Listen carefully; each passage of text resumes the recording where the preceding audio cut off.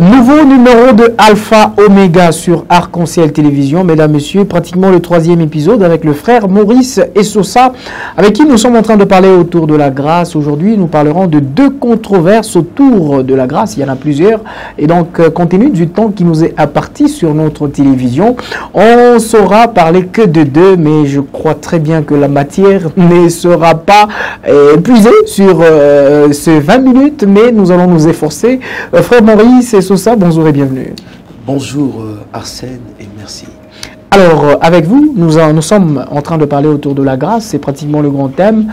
Mais la 3e sous-thématique est intitulée 2 controverses autour de la grâce. Mais je voudrais très bien qu'on revienne d'abord sur, bien entendu, la grâce, la source des saluts, et aussi une petite explication quant à ce qui concerne la grâce avant d'entamer la thématique du jour. Voilà, merci beaucoup Arsène.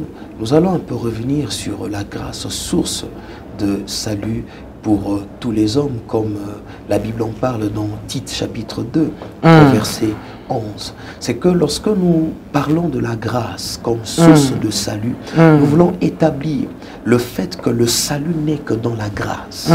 En dehors de la grâce, il n'y a point de salut. Pourquoi? Parce que l'homme a tenté de se sauver par ses œuvres.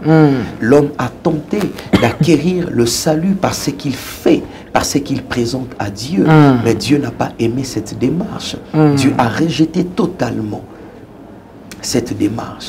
Dieu a voulu que l'homme comprenne que le salut qui lui est accordé, ce n'est pas un salut qui lui est accordé par ses œuvres, mais par la grâce. Voilà pourquoi l'Écriture le dit clairement, la grâce est source de salut pour tous les hommes.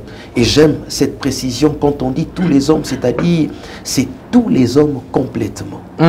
C'est-à-dire le Chinois qui est en Chine, l'Américain qui est à New York, la grâce est disponible le pour Français qui est à Paris, est en mesure d'être sauvé rien que par la grâce. Il ne s'agit pas de ses efforts. Il ne s'agit pas de ce que vous faites pour Dieu. Il s'agit de ce que Jésus a fait pour Dieu en notre faveur, qui nous permet de recevoir le salut. Alors, controverse, comment vous comprenez ce concept? Voilà. Alors, j'aimerais ici déjà dire une chose. C'est que si nous parlons de controverse autour de la grâce, c'est pour essayer un peu d'apporter la lumière sur certaines choses que nous avions eu à effleurer lors de notre première intervention sur la grâce, comme je le disais déjà dans cette intervention, quand vous m'aviez posé la question de savoir est-ce que la grâce serait là pour favoriser le péché ou encore le fainéantisme. Alors, j'avais dit qu'on va répondre à cela dans notre épisode, dans l'épisode... Dans le 3e, c'est pratiquement celui-ci. Voilà, pratiquement ce que nous sommes en train de faire. C'est que les controverses, en fait, ce sont des débats qui s'élèvent autour d'un concept. Ce sont des discussions qui s'élèvent autour d'un concept, des opinions. Et généralement, quand on parle de controverse, c'est tout ce qui s'est dit, c'est tout ce qui vient se commenter autour d'un enseignement, autour d'une chose, d'un concept qui a été déjà donné, voyez-vous, de manière un peu générale. Alors pourquoi nous parlerons de controverse autour de la grâce? Parce qu'il y a de controverses. Tout ce que nous avions eu à effleurer dans notre premier épisode sur le grand thème qui est la grâce, ce sont de controverses. Quand vous me dites, mais homme de Dieu, est-ce que la grâce favorise le fainéantisme? Ce sont de controverses autour de la grâce. Est-ce que la grâce favorise le péché? Ce sont de controverses. D'ailleurs, j'aimerais déjà ici introduire ces 2 controverses, puisque nous parlons de 2 controverses autour de la grâce. Il y en a bien évidemment. Exactement, c'est pratiquement la thématique que nous sommes en train de développer. Tout à l'heure, vous allez vous poser la prochaine question avant de vous laisser parler, c'était de savoir, en dehors de ces 2 controverses que vous avez évoquées, que vous allez évoquer dans cet épisode, est-ce qu'il y a-t-il d'autres qui soient aussi assez importantes pour, enfin, qui soient importantes et qui tournent autour de la grâce? Bien évidemment. Bien évidemment, il y a plusieurs, mais seulement le 2 que nous retenons ici, c'est le 2 controverses qui reviennent souvent. Pourquoi? Parce que Le premier, vous allez voir que quand je vais l'évoquer, touche au fondement même de la foi. Allez-y. Voilà. C'est-à-dire, la première chose sur cette notion de controverse autour de la grâce, nous allons voir d'abord le fait que la grâce favorise-t-elle le péché? C'est pratiquement une question qui constitue cette opinion qui se tourne autour de la grâce. La grâce favorise-t-elle le péché? Parce que, pourquoi je dis que ça touche au fondement de la foi? Comme je le disais, quand Christ vient, initialement, il vient résoudre le problème du péché. Parce que c'est au travers le problème du péché que toute autre chose naît. Les maladies, les malédictions trouvent accès d'abord par le péché. Par le péché. Alors, si la grâce favorise-t-elle le péché, c'est-à-dire la grâce vient toucher un des domaines fondamentaux. Le domaine pour lequel le Seigneur est venu. Voyez-vous? En d'autres termes, la grâce remettrait en cause le salut. Le salut. Alors, à ce niveau, cette controverse devient un sujet plutôt sur lequel on doit suffisamment parler et éclaircir l'Église. Alors, la première controverse, c'est ça.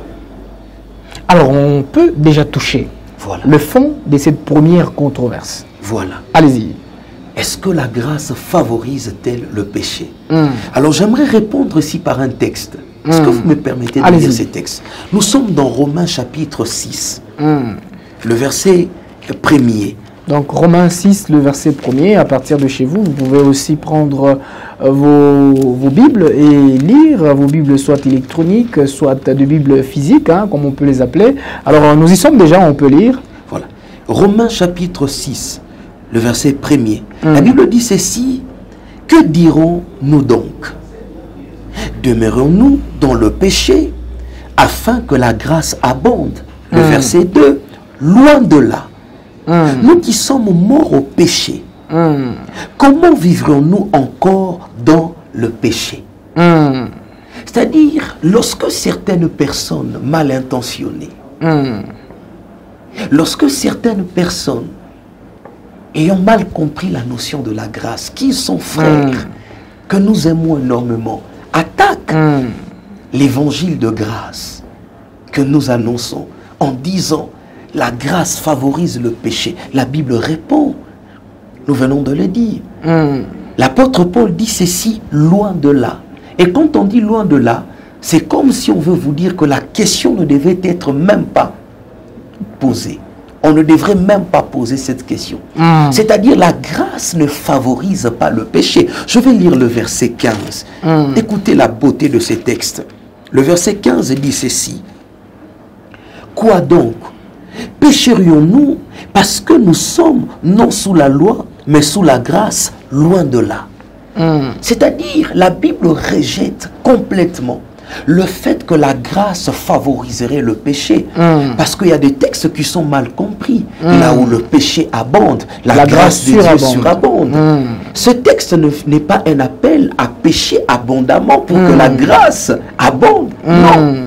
Ce texte veut simplement nous dire, là où le péché a abondé, il ne fallait que la grâce pour surabonder, afin que ce pécheur soit pardonné. Parce que sans la grâce, le pécheur ne peut être reçu.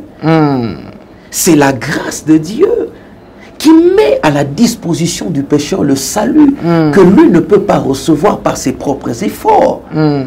Voyez-vous, ce n'est que par cette grâce-là que ce pécheur peut être sauvé. Voilà pourquoi, puisque la grâce est une expression de l'amour, le péché est une expression du mal, et que celui qui le commet offense.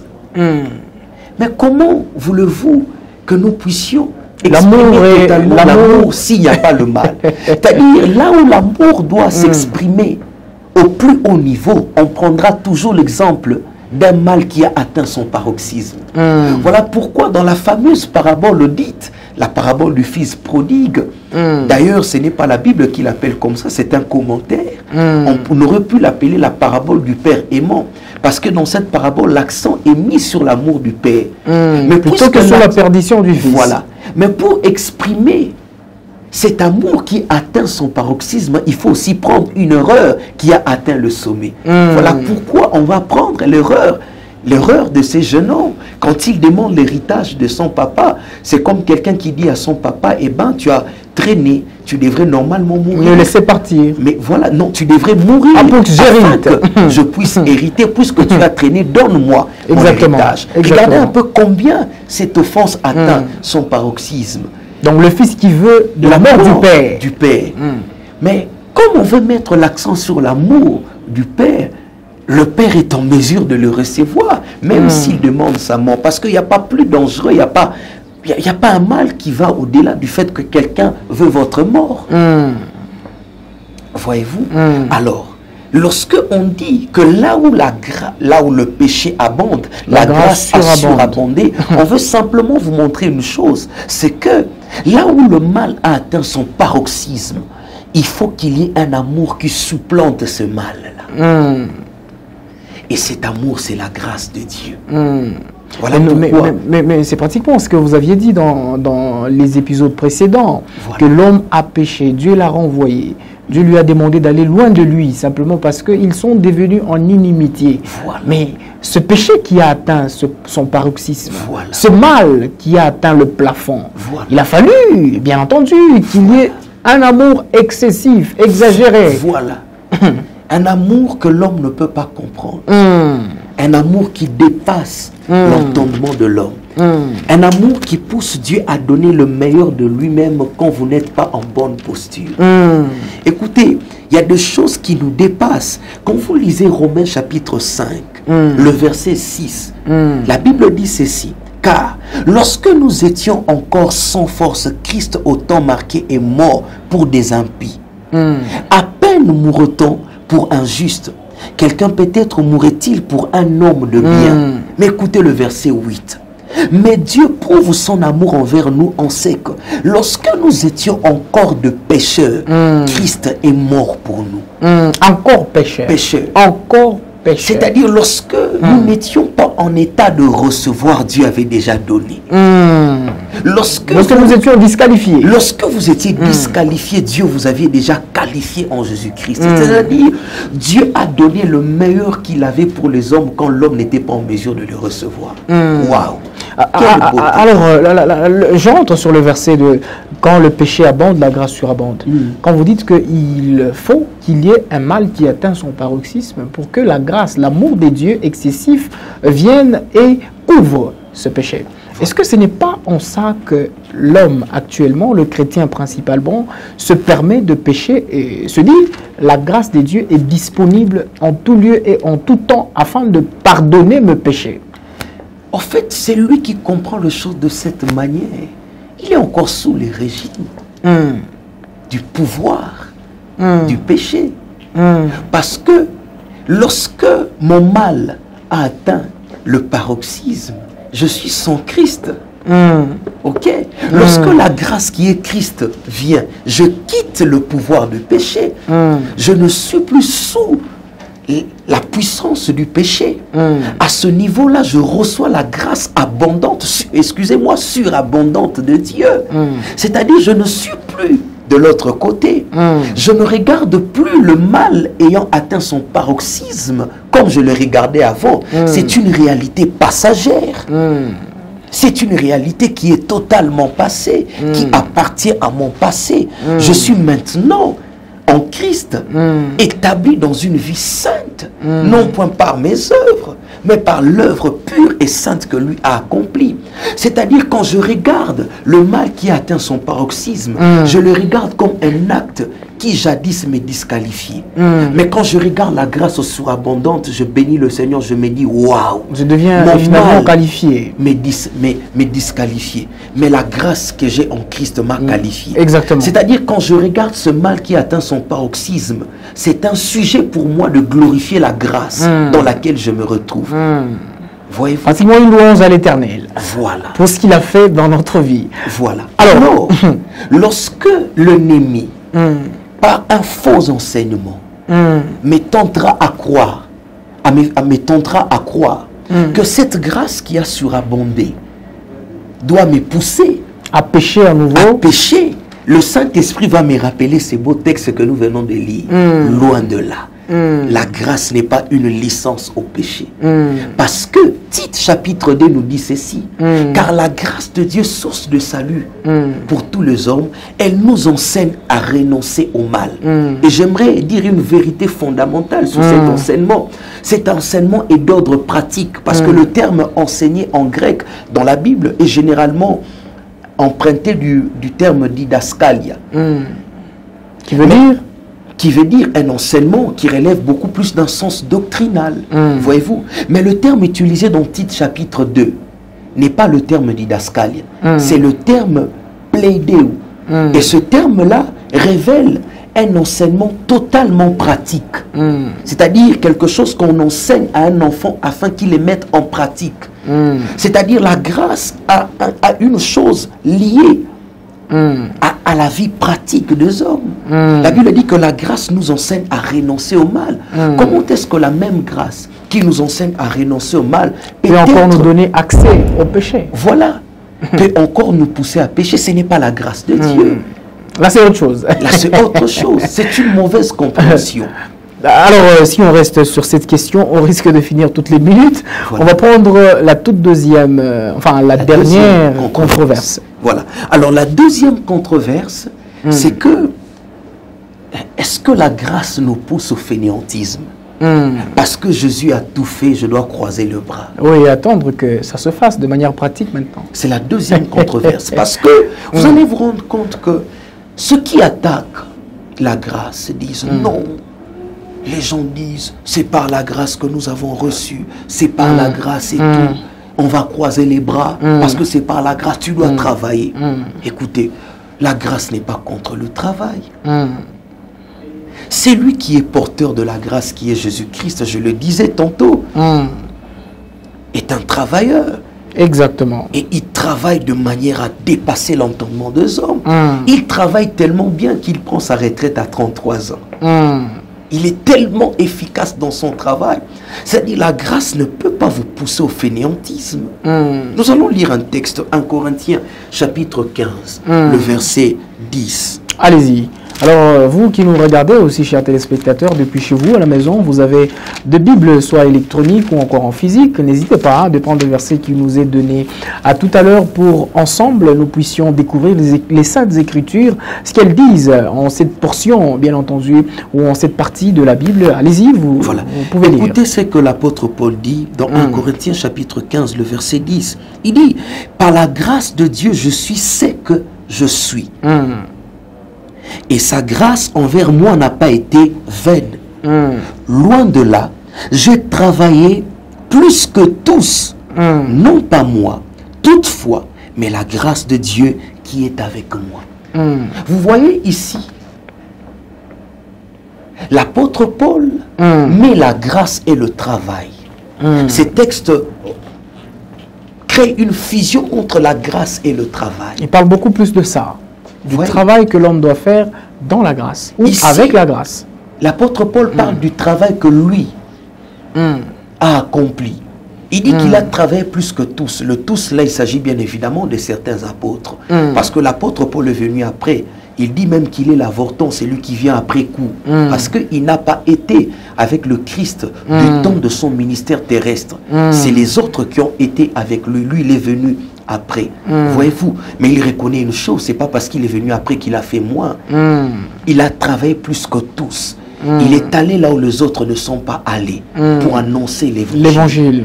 Il reconnaît cela, mais il dit ceci, toutefois non pas moi, mais la grâce de Dieu. Et il précise une chose, il dit la grâce n'a pas été vaine. Waouh, c'est une parole forte. C'est-à-dire, ce n'est pas quelqu'un qui a laissé la grâce en suspens. Non, la grâce, elle est là. Et il a croisé les bras, non. On l'attend qu'elle arrive vers nous. Non. L'apôtre Paul s'est emparé de cette grâce pour travailler sous cette grâce. Écoutez, il est important que les chrétiens sachent une chose. La grâce ne rend pas fainéant. Quand vous devenez fainéant sous prétexte que c'est la grâce qui opère, ce n'est pas la grâce de Dieu. La grâce qui vient de Dieu, elle vous pousse au travail. Écoutez, il y a un texte que les gens négligent, mais c'est un texte fort. Dans le livre de Philippiens, l'apôtre Paul révèle une chose. L'apôtre Paul nous révèle le fait que tout ce que nous faisons, notre deux parts, Dieu crée en nous le vouloir et le faire. C'est-à-dire, quand vous aviez une bonne intention pour le travail, vous ne la devez pas à votre être. Vous ne la devez pas à votre sens de bosseur. Vous la devez à la grâce de Dieu. Ça peut choquer, ça peut sembler être contradictoire, mais c'est ça. Parce que la Bible ne souffre pas du fait que les gens comprennent certaines choses comme étant de notions contradictoires.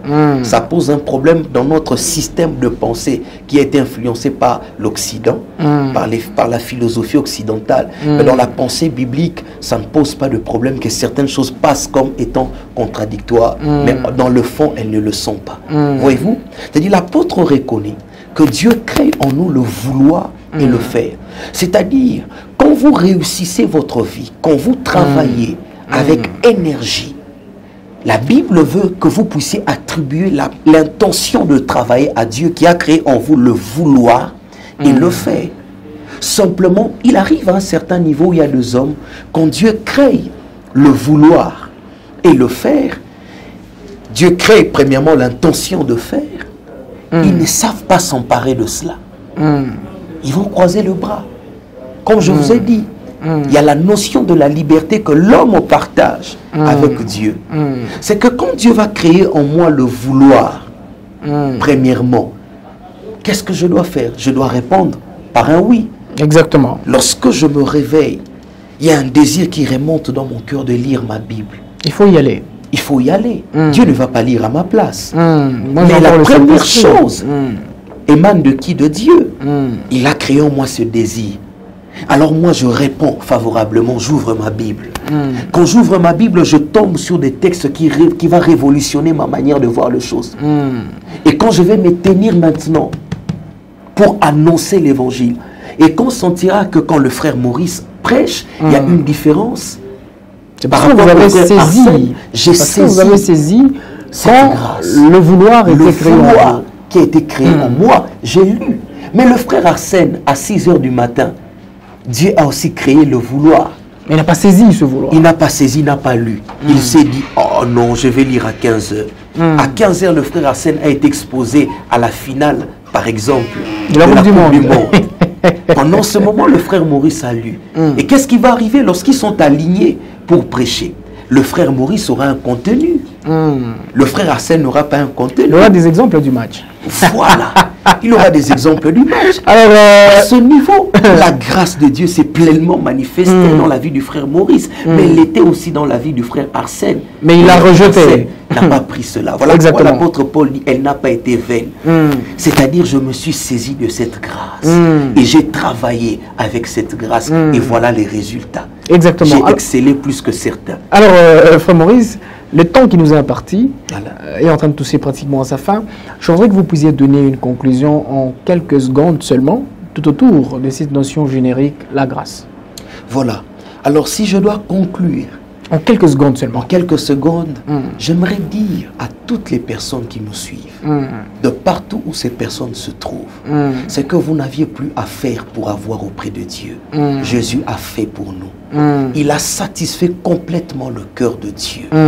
Il a donné à Dieu ce que Dieu attendait, afin que tout homme soit agréable devant lui. Et ce salut, Dieu l'a mis à notre disposition. Tout ce que nous avons, tout ce que nous ne pouvons faire, ce n'est que de croire. C'est la plus simple des choses. Croyons que Christ a tout fait pour nous et recevons ce salut qu'il nous accorde pour triompher du péché et triompher de tous les maux qui découlent du péché. Amen. Merci beaucoup, frère Maurice, de nous avoir fait cet honneur d'être sur ce plateau durant 3 épisodes. Mesdames, Messieurs, on a parlé avec lui autour de la grâce, le thème générique, pratiquement dans 3 numéros. On va se retrouver très prochainement sur la même télévision. Et notre invité, ça sera également un autre sujet. Au revoir.